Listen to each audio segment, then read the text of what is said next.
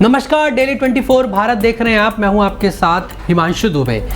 NDA सरकार पर बड़ा संकट। जी हां, ये बड़ा सवाल खड़ा हो रहा है क्योंकि कांग्रेस पार्टी के बड़े नेता राहुल गांधी ने एक ऐसा बयान दिया है जिसके बाद से इसको लेकर बड़े सवाल भी खड़े हो रहे हैं। दरअसल कांग्रेस नेता राहुल गांधी ने कहा है कि एनडीए के सहयोगी दल उनके संपर्क में है। संपर्क यानी कि कभी भी ऐसा हो सकता है कि वो जो है इंडिया गठबंधन का बड़ा हिस्सा हो सकते हैं। और इस दावे के बाद से ये सवाल उठ रहा है कि क्या एनडीए सरकार पर बड़ा संकट गहरा रहा है। दरअसल इसके पीछे की पूरी वजह क्या है, हम आपको बताते हैं। दरअसल एक दशक में केंद्र में एक पार्टी की बहुमत वाली सरकार का दौर अब खत्म हो गया है।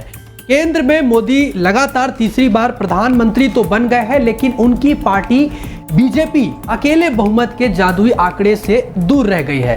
दरअसल बीजेपी को इस बार 240 सीटों पर ही कहीं ना कहीं संतोष करना पड़ा, जो कि 272 के आंकड़े से काफी दूर है। वही बीजेपी के साथ कई सहयोगी दलों की मदद उसको लेनी पड़ी है, जिसके पास 53 सीटें हैं। इस स्थिति से फूले नहीं समा रहे कांग्रेस पार्टी के पूर्व अध्यक्ष राहुल गांधी ने ये जो बड़ा दावा किया है कि उनका ये बड़ा कहना है कि एनडीए के कई साथी दल उनके यानी कि कांग्रेस पार्टी के संपर्क में है।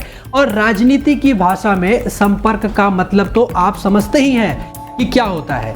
अगर राहुल गांधी सही है तो यह मानने में कोई गुरेज नहीं होगा कि मोदी सरकार खतरे में है। दरअसल राहुल गांधी ने मंगलवार को एक संख्या बल की दृष्टि से कहा कि सत्तारूढ़ एनडीए बहुत कमजोर है और थोड़ी सी गड़बड़ी में ही सरकार धराशायी हो सकती है।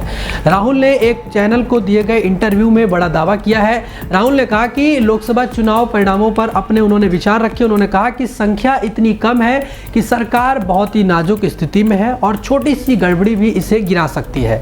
मूलतः एक एनडीए सहयोगी को दूसरी तरफ मुड़ना होगा।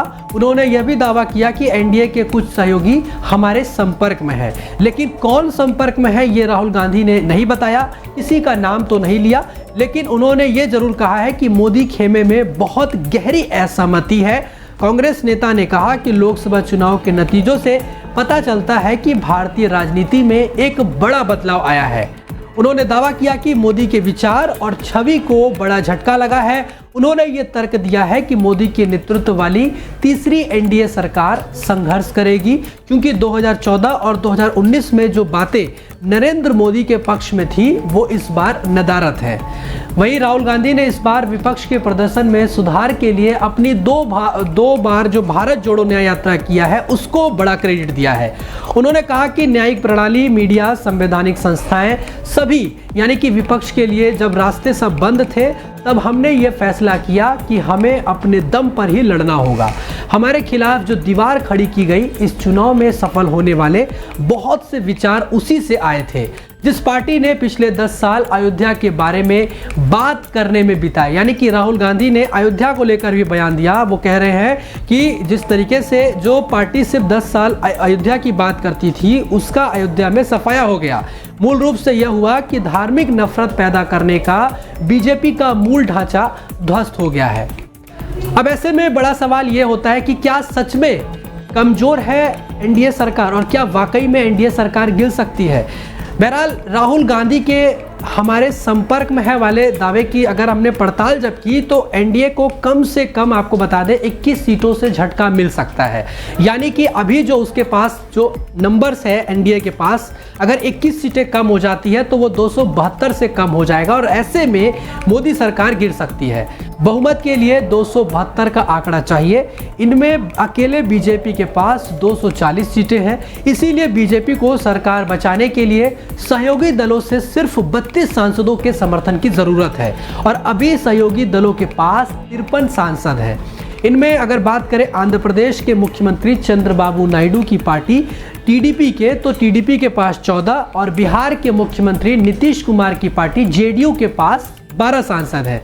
यानी कि अगर इस तरह से अगर जोड़े तो 12 और 14, जो कि कहीं ना कहीं आप अंदाजा लगा सकते हैं कि अगर ये दोनों एक साथ एनडीए से निकल जाएं तो कुल 26 सांसद घट जाएंगे। यानी कि सरकार गिराने के लिए जरूरी 21 के आंकड़े से 5 सीटें ज़्यादा। यानी कि अगर टीडीपी और जेडीयू पार्टी एनडीए से अलग हो जाती है तो ऐसे में मोदी सरकार गिर सकती है। लेकिन क्योंकि इसके लिए जैसा कि आपको बताया कि 21 के आंकड़े की ज़रूरत है और इसमें कहीं ना कहीं उनके पास कुल दोनों के पास अगर देखें तो 26 सांसद हैं। और यही वजह है कि राहुल गांधी ने यह बड़ा दावा किया। लेकिन क्या नायडू और नीतीश मोदी को बड़ा झटका दे सकते हैं? राजनीति में कुछ भी नहीं कहा जा सकता, क्योंकि राजनीति में कब क्या हो जाए किसी को नहीं मालूम।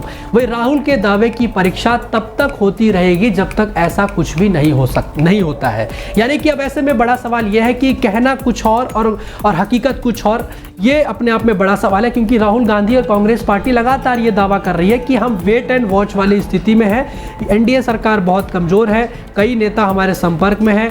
तो ऐसे में वो ये बातें तो कह रहे हैं, लेकिन इन सब के बावजूद भी एनडीए सरकार बन चुकी है, शपथ ग्रहण समारोह हो चुका है, मंत्रिमंडल का विस्तार भी हो गया है, तमाम चीजें हो गई है।